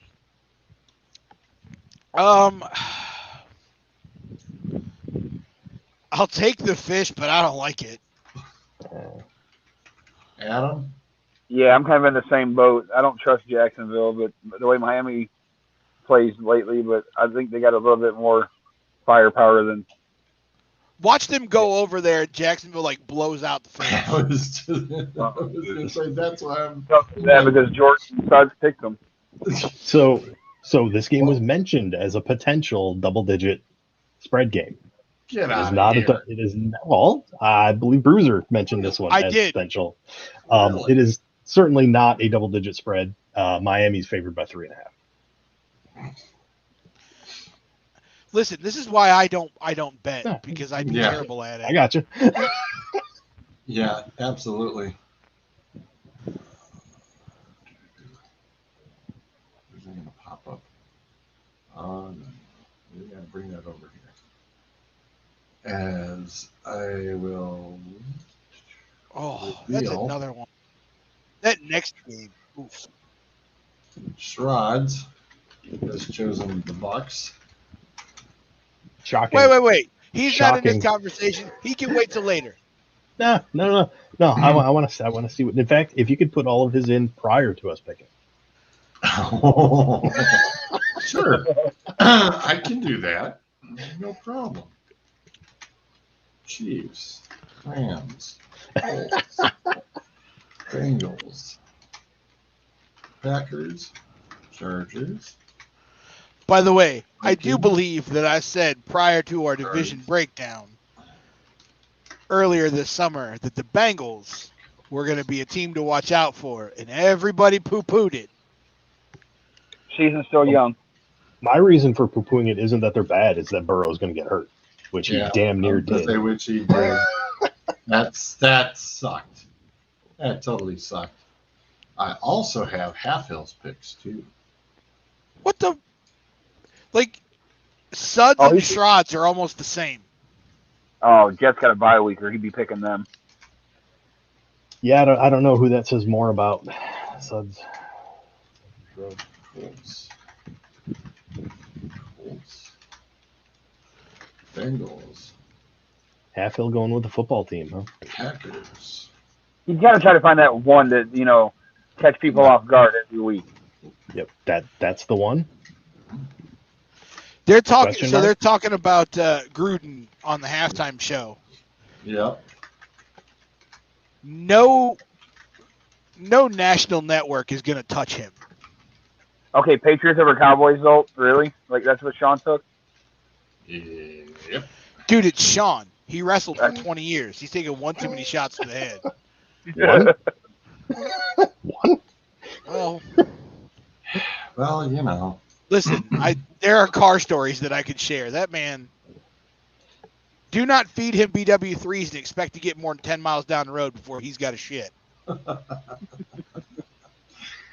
Adam knows this to be true. Yes. Thankfully, that's why I always watch separately. The one night I drove, and I made him make it all the way home. Oh, Jesus. He's ready to kill. I think I remember hearing that story. Oh, yeah, he was ready to kill me. Right. I think he was, like, sweating. He had the meat sweats going on in the passenger seat. No. It was bad.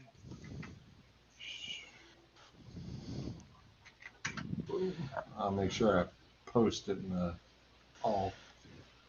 in the core, so that's in there. All right. So now that we've got a few bodies in, next up, the Chiefs at Washington. Chiefs. Just type that you're already on the right box, Chiefs.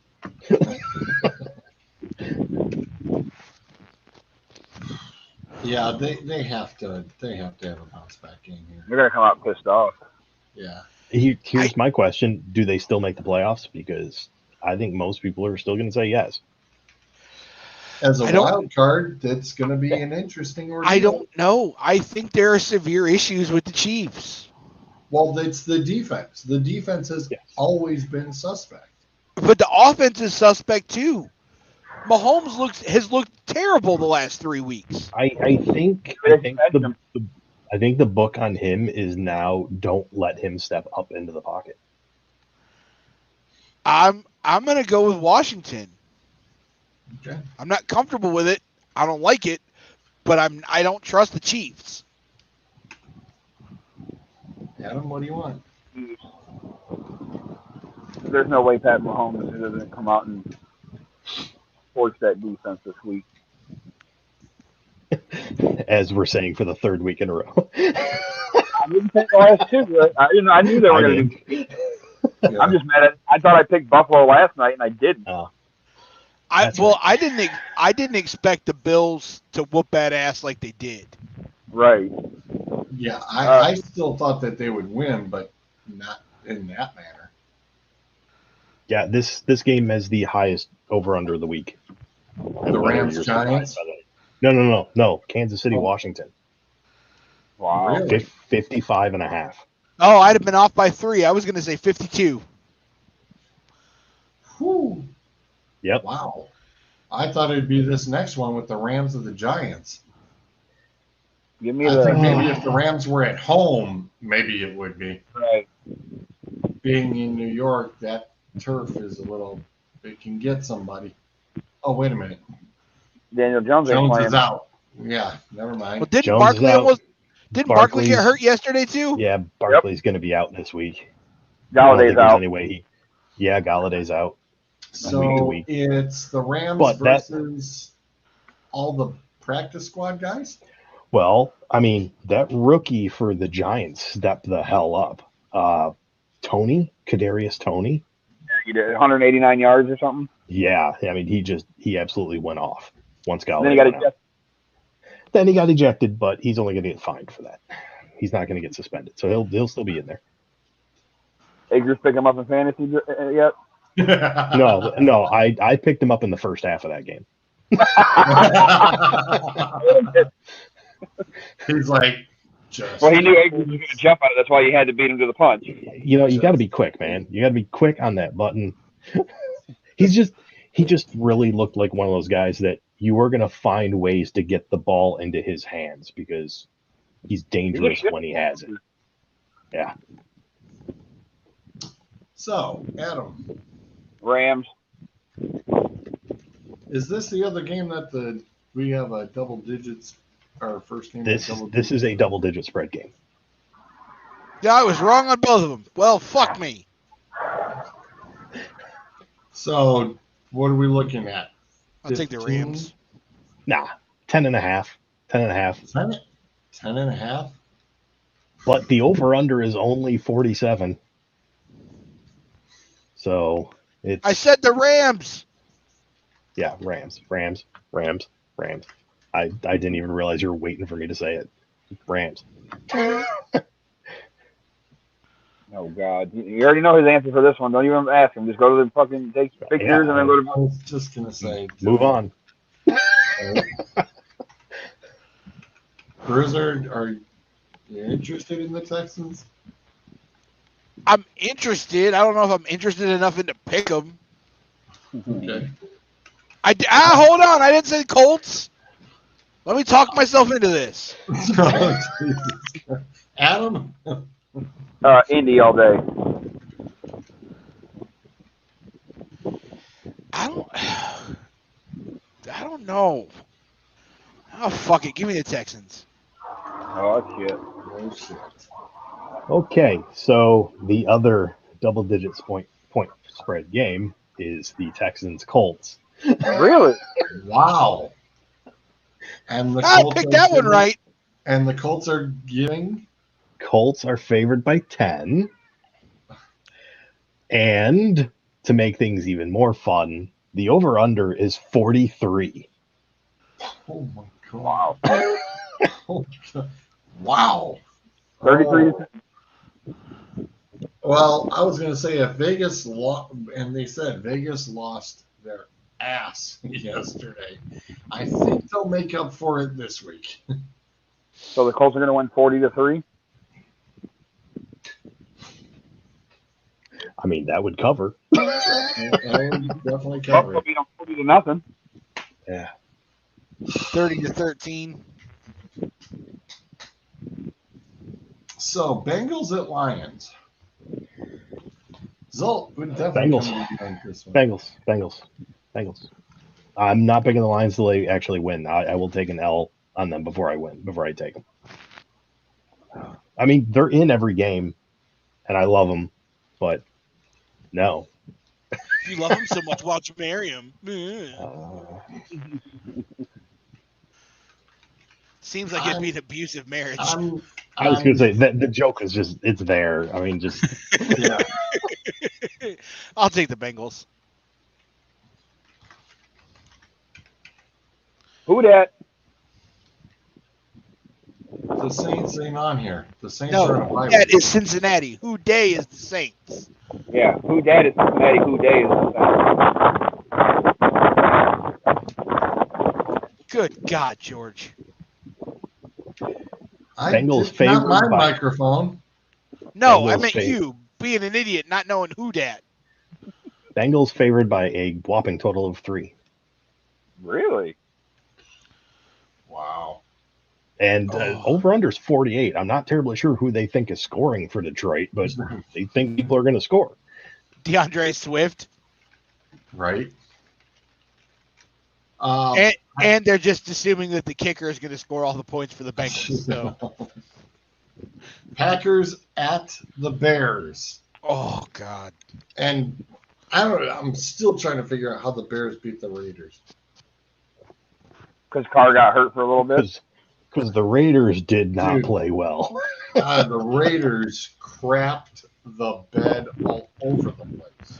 Oh. So, Bruiser. I'll take the Bears. Adam. Go Pack, go. Zolt. The Packers, and this is like the first match I've seen in a long time where I look at this line and I'm like, I do not understand this.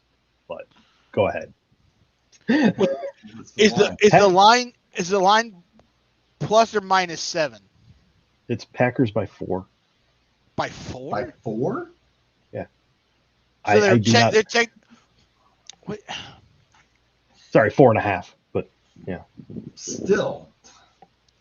So really, it would Like- be 7.5 because you give 3 to the home team. Home team. Yeah. Except home teams are losing more than road teams. Dennis. All right, Mr. Stats guy. I don't Okay. want to hear it. Oh, that's why I can't explain it. That's the way it is. I mean, literally, that's the kind of line that I see, and I immediately want to grab my phone and go to an app. Like I don't understand that line, but I want to take advantage of it before it gets fixed. I don't get it.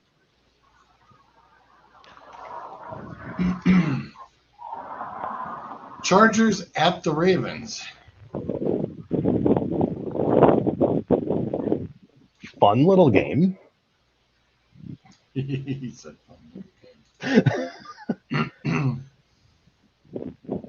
yeah.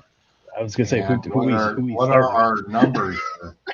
Oh, Can we the want to know the numbers Not first? anybody? Bitmore is favored by a field goal. That's Granted, a of bad course, call. that's of course prior to this game ending, or technically prior to this game even starting. It's gonna. I bet you. Indy will be favored, or not Indy, but San Diego will be Chargers. favored. Yeah. San LA. Diego. I have it. I know. I still want I to call called the him Raiders. San Diego yesterday. Yeah, Yeah. it's an easy I mistake. think we all still do. I still do. I do. I can't. It's hard That's to coming back. Chargers. That's offensive pass interference. Oh, come on. Don't get me started Hang on, that he shit. he just hiked it on my feed.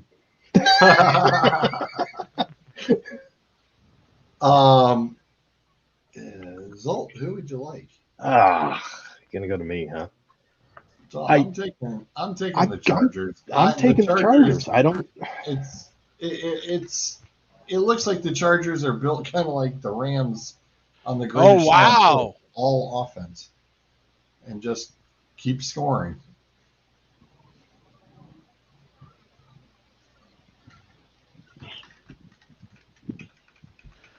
Bruiser, who would you like? I will take LA. Adam? Yeah, Chargers. It's gonna be down at the 1. Oh no! Okay. Panthers. What is with the Jekyll and Hyde routine with the defense? What the That's hell? Carolina for you. What in the blue hell is going on? I thought they had Philly beat too. Oh, Walleye's back out to kick another field goal or extra point.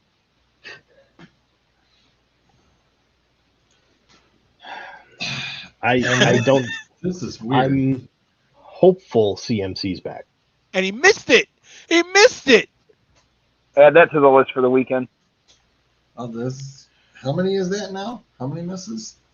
12, right? We're up to 12? Well, hang on. The first one in this game was nullified by a flag, right?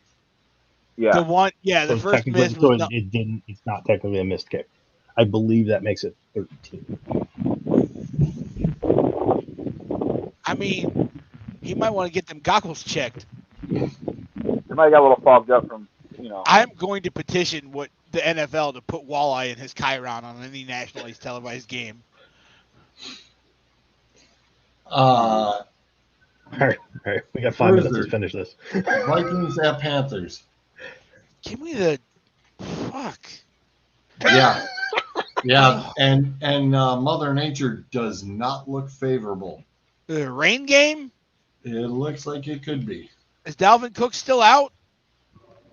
currently. I mean, he was this week. Give me the Panthers. Adam?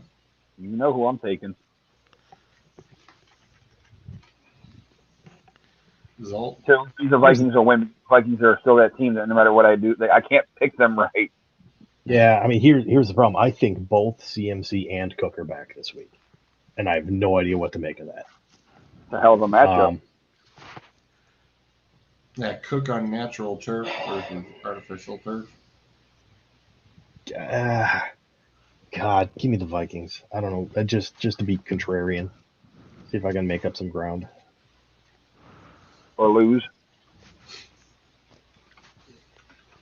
I'm gonna say, Sam Darnold's sneakily doing things. I feel like we could throw these games into a random generator and come up with better fucking picks than we have this year. Well, certainly I could. Cards at the Browns, and I am taking the Browns. Homer. Nope. Nope. I'm sorry. I think the defense is going to help definitely pull this one out. Oh, fuck the Sooners. I hope you get your asses handed to you by TCU. I am Sorry. taking the Browns. Zolt? I mean, do they So they bounce just- back, or are they stuck in their Own way. in their our defense still sucks mode? It all The depends on how many record, you back. the record has been set on just PATs alone. 13 missed PATs in 1 week. Yeah. Give me the Browns. Bruiser. I don't trust that defense at all. I know, and I got the Cards defense in the league too. Yeah, I have Cards in Indianapolis in Sean's league. I'll take the Cards. Adam? That'll be a pick I'll be happily wrong about if the Browns win. That's exactly what Adam's opposite picking thing went out the window after last week. So I had a shot at it last. Well, I mean, it didn't, but you know, it was close. what's up, Gino? I'll take the Cards too. Until they can prove they can stop the running quarterback, I can't pick them. Well, now that we're Grudenless, Raiders at the Broncos. Yeah, I'm glad you're letting me go first on this one because I see the little. I'm going to take the Broncos just because of all the bullshit going on with fucking there in Las Vegas and it being on the road. Bridgewater should be back. I'm going to take the Broncos as well. Those two. Zolt. I'm going to take the Raiders purely because of the interim head coach bump that everybody always gets. That's fair. Which is going to be who? You know? I was going to say, I've got the numbers for this game. The problem is the numbers are now out of date because these are from prior to Gruden resigning.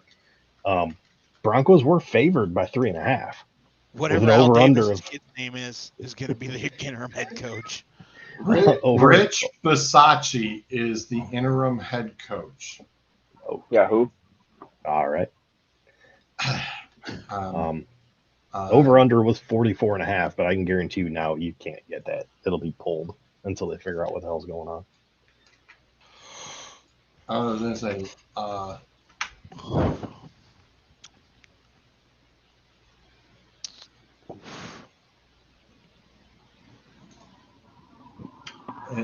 well, Bisaccia.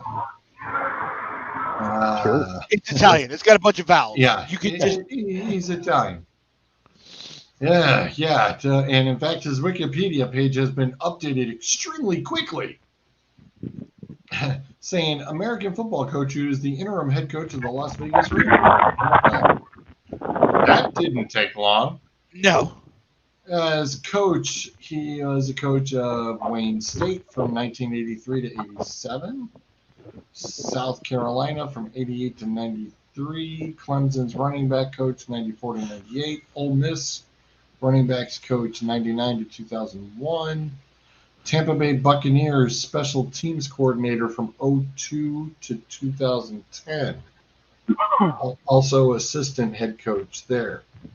San Diego Chargers special teams and assistant head coach 2011-2012 season. Dallas Cowboys assistant head coach and special teams coordinator from 2013 to 2017. And of course was the assistant head coach and special teams coordinator, same position with the Raiders from 2015 until today. He's got a pedigree to an extent. I mean, it's not like they're just taking a random guy. He's had multiple assistant head coach positions. And has a Super Bowl championship under his belt. With John Gruden at the Buccaneers. Yeah. So. All right, let's get this wrapped up here. We're on overtime. Yeah. Cowboys at Patriots. Boys. Oh my God! Tackle him! You dolts! Dolts? Dolts. Idiots. Cowboys or Patriots? Give me the boys. Adam? How about them Cowboys? Whoa. I see something on here I think needs to be addressed. Sean's the only one to the Patriots? The Patriots? The fact that Schroeds didn't. Oh shit! No, he didn't. He took the Cowboys. Oh. And for the record, this is another one of those I don't really understand the line all that well. Dallas is favored, but only by 4. I would have thought it would have been at least a touchdown. But proceed. So Seahawks Steelers, which should have been a good Sunday night game. Right. Should have been, but now is looking Can they like flex another yet? prison No. inmate. So No, not yet. 7 or 8?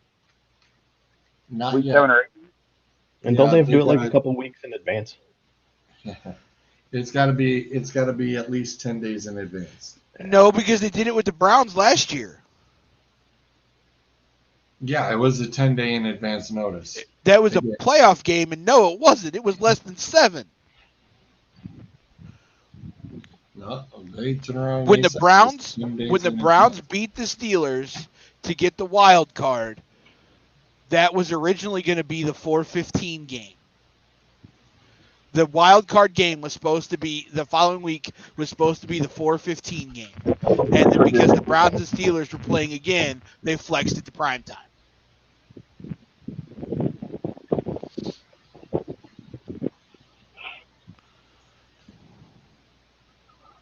But I'm gonna take the Seahawks.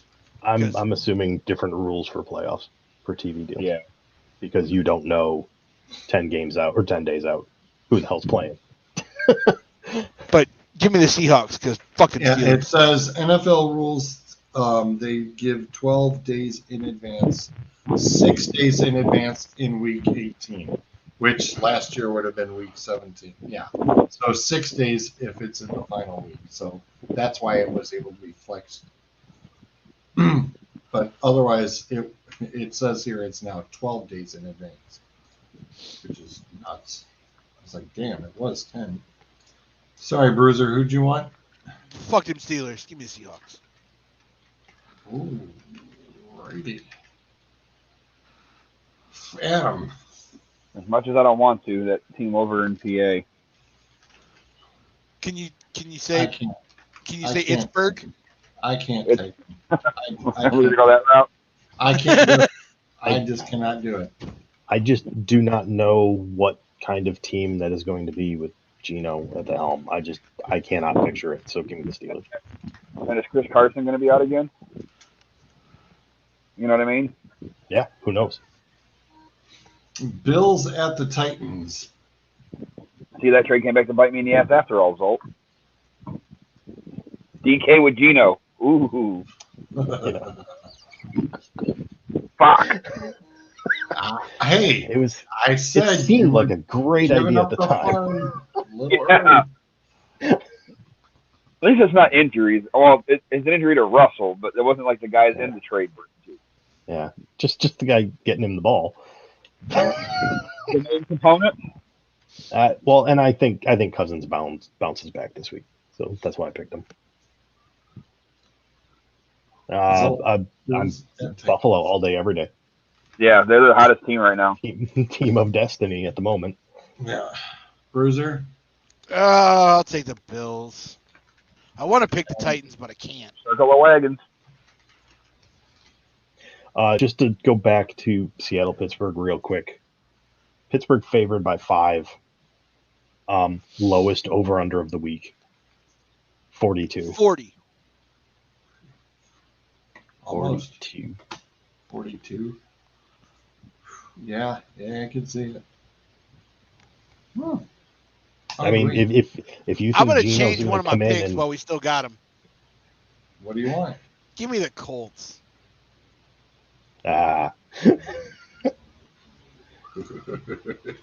talked himself back out of it.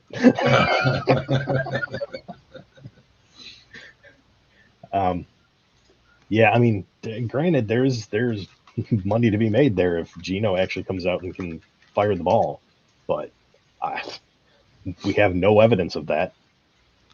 How is that roughing the passer? That's what she said. Hands to the face, hands to the helmet. Oh, he barely touched him. One hand to the face, one hand to the helmet. He barely touched him. It's like tackling him below the knee. You just can't do it. It's like that scene in Mighty Ducks. All right. Let's roll them damn credits. I got to get out of here. Yeah. I got PlayStation to play. I'm disappointed in PlayStation. I had a shitty beta over the weekend. I'm not happy with it. Damn. Alrighty. Hey, Battlefield 2042 looks gorgeous. I hated it. I canceled my pre-order. Wow. Well, I don't have a PS5 yet. So. I played the beta of NASCAR 21, and oh my god, this is awesome. I'm sure. I mean, all those games are just incredible to play. I don't have a PS5 either. I've got a PS4, and it's awesome on there. I was gonna say I got the steering wheel now. So everybody, thanks for checking us out. Zolt's like, Roll. I think you should hang on for another minute.